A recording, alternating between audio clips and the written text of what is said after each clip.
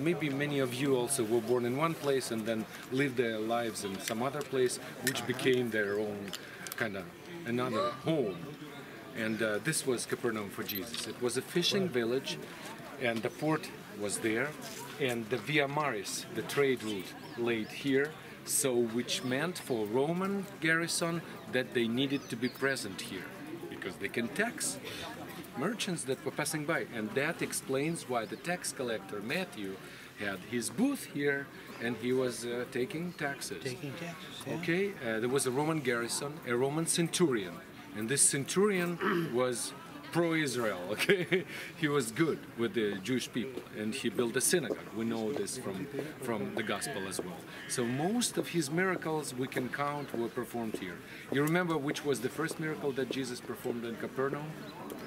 Jesus was such a man who could get along even with a mother-in-law. Not his mother-in-law in this case, yeah, but Peter's mother-in-law. He healed Peter's mother-in-law. She was suffering from fever, okay? Then he healed many people, and so many people were coming that some decided to bring the sick man through the roof. And Jesus saw their faith, healed that man too. A woman that was in the crowd and touched his garment. This event also probably happened here in Capernaum. So many miracles. Paralytics, others were coming here. And of course, where would they come? Where would Jesus teach people and heal people? In the community center of that time, which was a synagogue, Beit Knesset.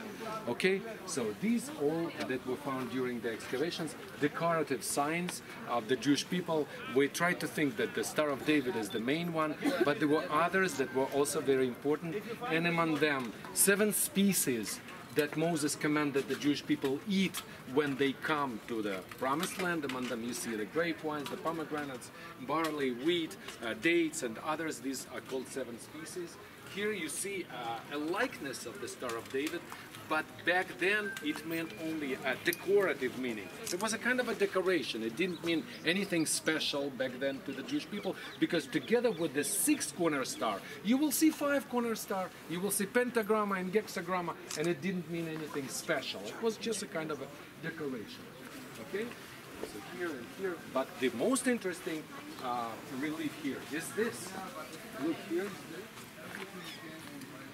What is this? That's the temple. On the wheels. That's the temple, isn't it? That's the Ark of the Covenant. That was movable. That was movable. And so this is a relief of the Ark of the Covenant, one of the very few.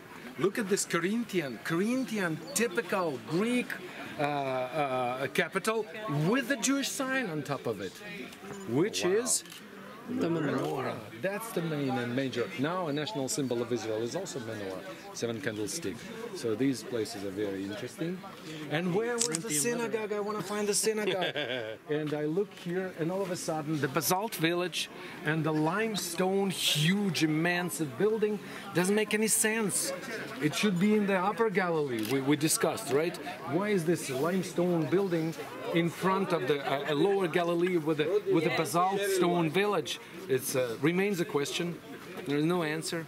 There are so many ideas why, and if you want, I will give some to you, and you will decide this sounds okay, logical. This doesn't sound, but we can't prove any of those ideas. And let us try to go into that synagogue and see how it looks like. Yeah.